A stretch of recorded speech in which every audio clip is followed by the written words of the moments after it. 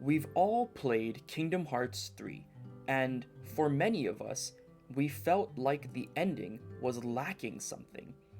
The ending was good, but not quite good enough. It's true that many of us played Kingdom Hearts 2 when we were younger. Maybe the difference is simply nostalgia. Well, I don't think that's the case. Today's lecture is titled, Why KH2's Ending is Better than KH3's, Subplots and Gameplay. As I said, KH3's ending is good, and I definitely enjoyed it. However, I felt that KH2's was simply more satisfying. Before we progress any further, as we are talking about the endings, I need to warn you of spoilers. If you haven't played the games before, I highly encourage you to do so before listening to my lecture. Now then, let's begin. First, let's talk about what a plot is. You've probably already learned this in high school, but let's review. The plot of any type of media, whether it's a book, play, movie, or video game, can be generally represented using the same image. This is what is commonly known as a plot diagram.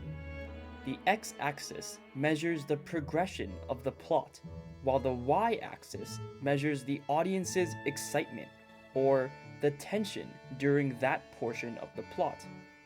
Plot diagrams can be split into 5 main parts. First, we start with the exposition. This is where any background information is usually explained to the audience, history or past events, character relationships, etc. Next, we have the rising action.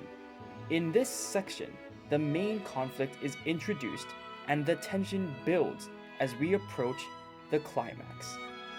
The climax is the highest point for the plot. This is the moment the audience has been waiting for. However, this is not necessarily the moment that the conflict is resolved. After the climax, we have the falling action. This is where any remaining conflicts pertaining to the main plot or subplots are resolved. We wind down before ending with the denouement or resolution. This is where the effect of the main conflict resolving is shown and the final lines are said. These are the 5 main parts of the plot, and I would love to look at the ways each game handled these sections. I could talk about what they executed well and what they executed poorly, but that's not what I want to focus on in today's lecture. Both games handle these parts very similarly. In the exposition, you go to Yen Sid's tower and learn about the enemy. In the rising action, you visit multiple worlds, and more about Sora and the antagonist is revealed to you. You reach the last world, where you have a climactic final showdown. We quickly wind down before seeing everyone relax on Destiny Islands in the resolution. Finally, they both end with cliffhanger endings and secret cutscenes that hint at future games. There are obviously differences in how these plots were executed, but the overall idea is the same. So while I won't be doing a part-by-part comparison in today's lecture, I will be coming back to this image later, so try to remember it. When I said that I felt less satisfied with KH3's ending, it wasn't because Sora disappears at the end, but for another reason. The satisfaction I felt with KH2's ending is not from the main plot, but from the subplot. Subplots have their own plot diagrams exactly like the main plots. However, the length of these plots is often much shorter, and the climax has a lower level of excitement. Some subplots have no relation to the main plot. For example, helping Mulan fight Shan Yu is totally irrelevant to the main plot. However, other subplots have a direct impact on the main plot. I'm sure that we're all aware of how many subplots there are in KH2 and KH3. KH3, in particular, has way more subplots than I care to talk about. The subplots that I want to spotlight are the reunions that take place in both games. For KH2, this is Sora finally finding Riku and Kairi, and for KH3, this is the reunion of Terra, Aqua, and Ventus, and Roxas, Axel, and Xion. The main conflict that drives the main plots in both games is Sora versus Organization 13. In particular, for KH2, it's Sora versus Xemnas, and in KH3, it's Sora versus Xehanort. However, the reunion subplots are very important and act as one of the many driving factors behind the main conflicts.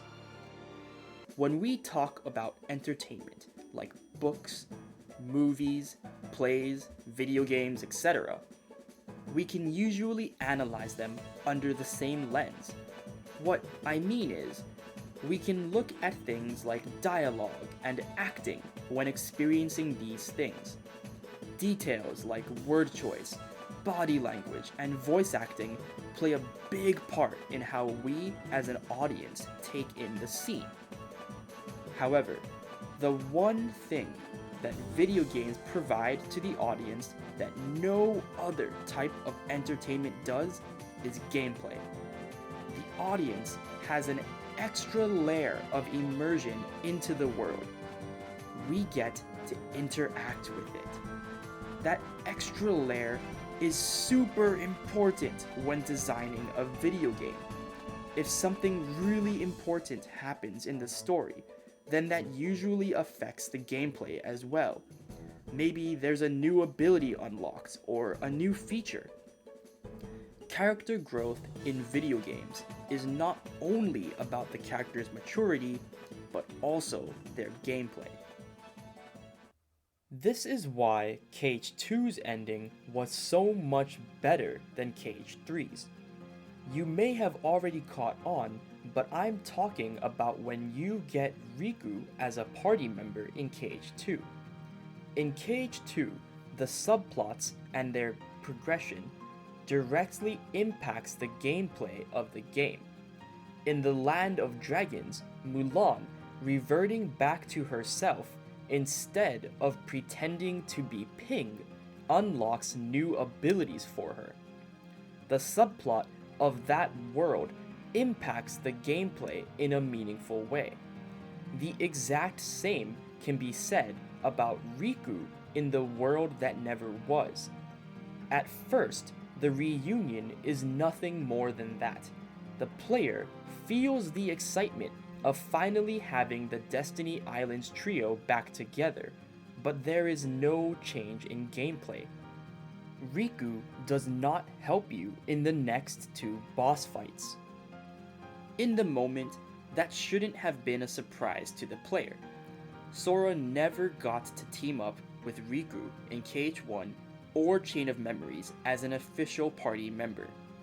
There was the Parasite cage fight in KH1, but like I said, Riku's HP and MP bar is never shown, like as if he's an actual ally.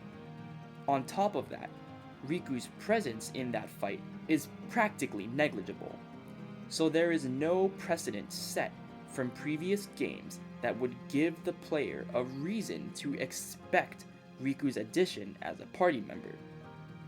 So, the player fights Luxord and Sayax with Donald and Goofy, while Riku protects Kairi.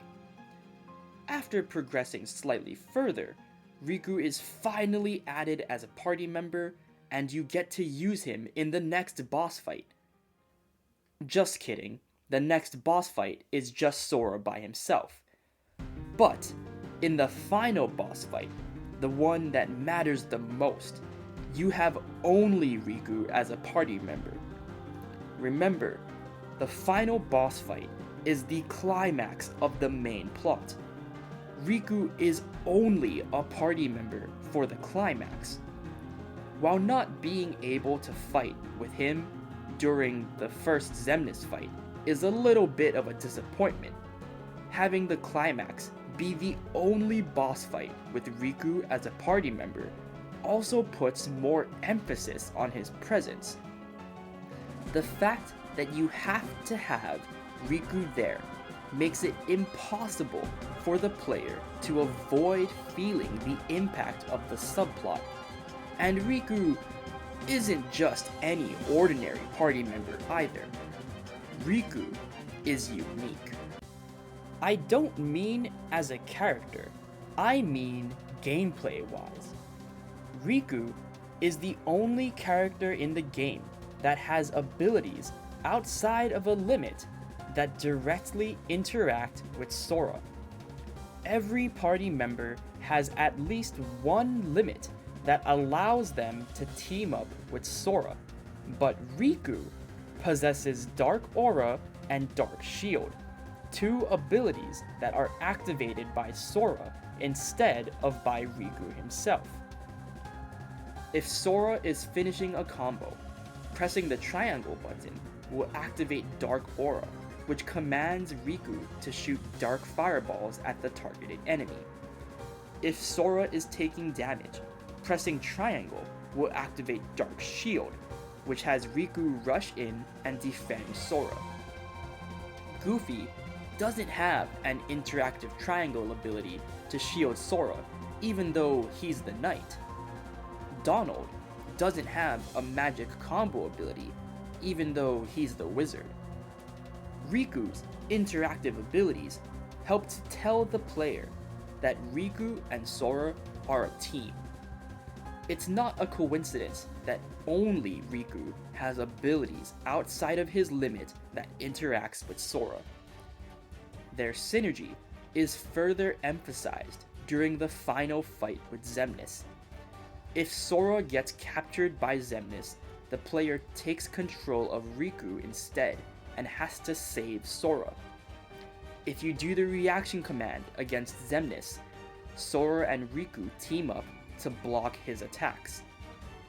Then, we get to the extremely memorable Laser Dome sequence, where Sora defends Riku while Riku defends Sora. Neither character is blocking for themselves during that sequence. An added layer is that this is the only time in the game that the player is expected to press both the triangle and X buttons at the same time. When you use limits, the player can choose between the triangle and X buttons, but cannot press both buttons together. The player already has the idea of teamwork associated with the triangle plus X combination because of limits. Now, that association is taken a step further with Sora and Riku's teamwork here. The game introduced new mechanics to the series with the reaction commands. Then, it expanded on it with limits, and finally, it's completed in the final boss fight. In the last moments of the fight, Riku takes Xemnas' attack for Sora, so that Sora can land the final hits on Xemnas. Then, Sora comes back and teams up with Riku to summon a ray of light that pierces Xemnas. The whole final battle is filled with sequences that show the player how significant and unique Sora and Riku's reunion is. Sora is only able to defeat Xemnas because Riku is there to help him. The subplot ties in beautifully with the main plot, while the gameplay bridges the two. Unfortunately, this is not the case in Kingdom Hearts 3. KH3 similarly features reunions directly leading up to the final boss sequence. First, Sora helps to reunite Terra, Aqua, and Ventus.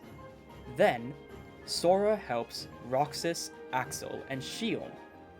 Both of these reunions can be said to carry the same emotional weight as Sora, Riku, and Kairi's reunion in KH2. I'm sure that each reunion felt different for every player, including the one in KH2. Depending on which of the prior games the player has finished, their emotions during these scenes will be vastly different. As someone who has played all the KH games before KH3, I can say that the emotional payoff was magnificent. I think that the scenes were quite good. But if you're someone who never played Birth by Sleep or 358 over 2 days, you have no connection to these characters. So, for today's lecture, let's assume that the player has played all the games and therefore will have a meaningful emotional reaction. I just finished talking about how the subplot of KH2 directly impacts the gameplay for the player. So let's take a look at what KH3 has to offer in that regard. If you could theoretically skip the reunions and go straight into the final boss fights, the gameplay would be exactly the same. The conclusions of the subplots don't matter to the player beyond an emotional reaction. The final boss fight features only Sora, Donald, and Goofy.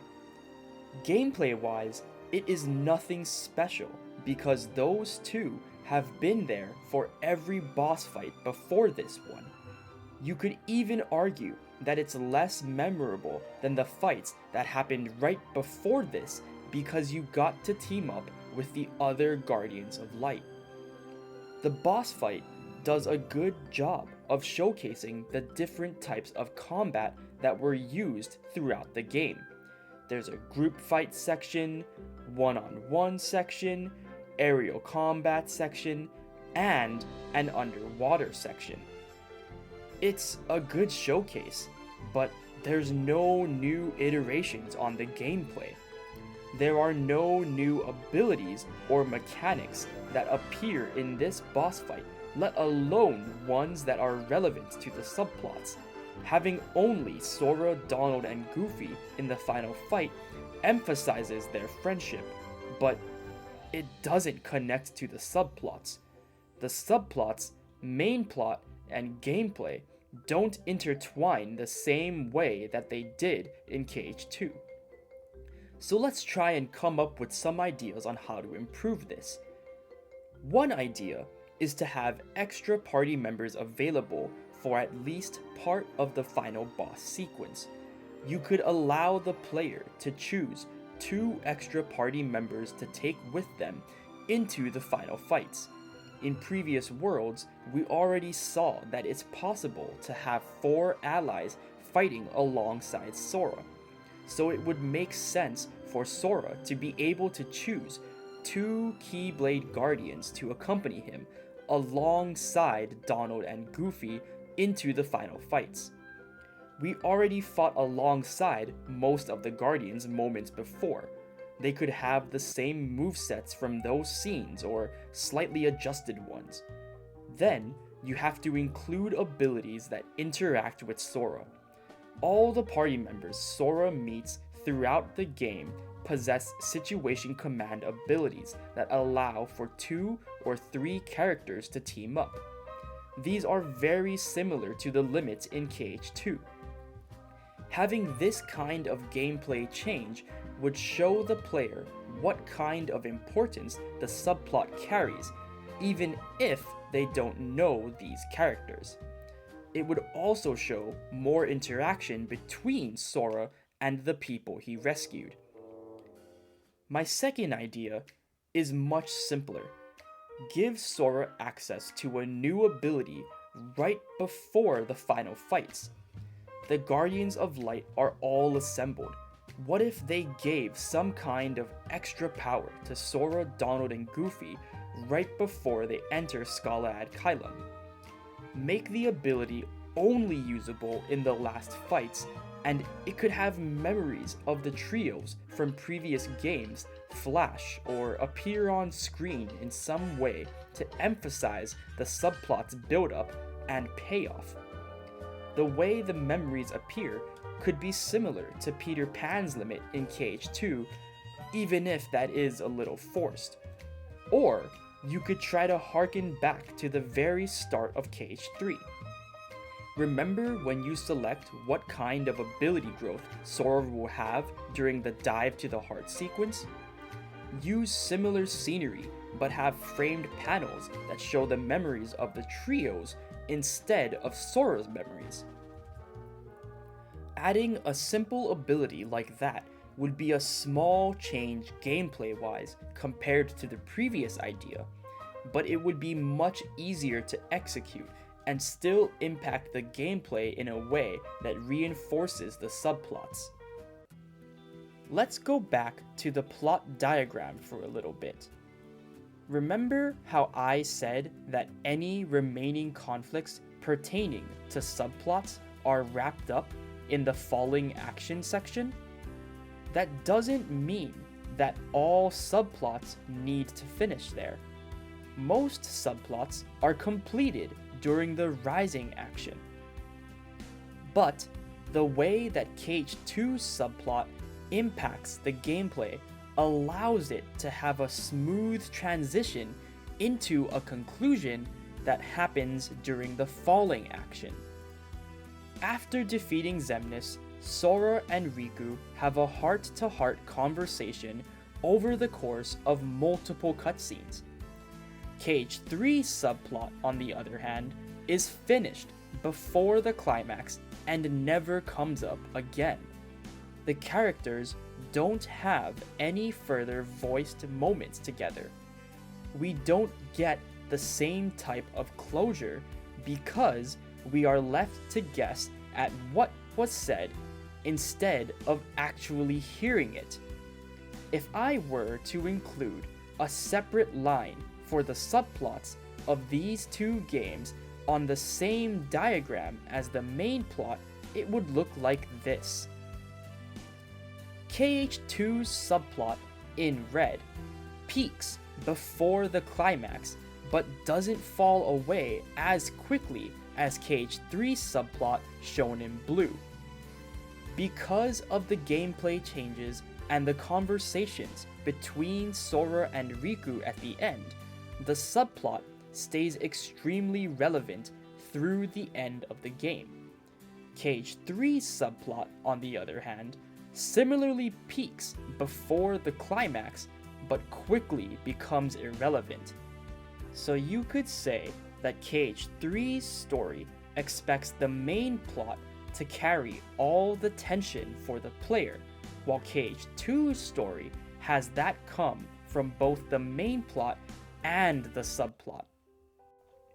In conclusion, compared to the change in gameplay we felt fighting Xemnas in KH2, Xehanort's boss fight feels bland and leaves the subplot feeling irrelevant. There is nothing added to the game to capstone this fight. The final fight with Xemnas in KH2 is littered with moments that emphasize the significance of the subplot. The gameplay changes in KH2 connect the subplot to the main plot, while in KH3, the subplot feels disjointed from the main plot. KH3's subplot has no impact on the final fights. It has an impact on the story, but not the gameplay, and that's what it's missing. For the player, there is a gap in time between the subplot's climax and the main plot's climax.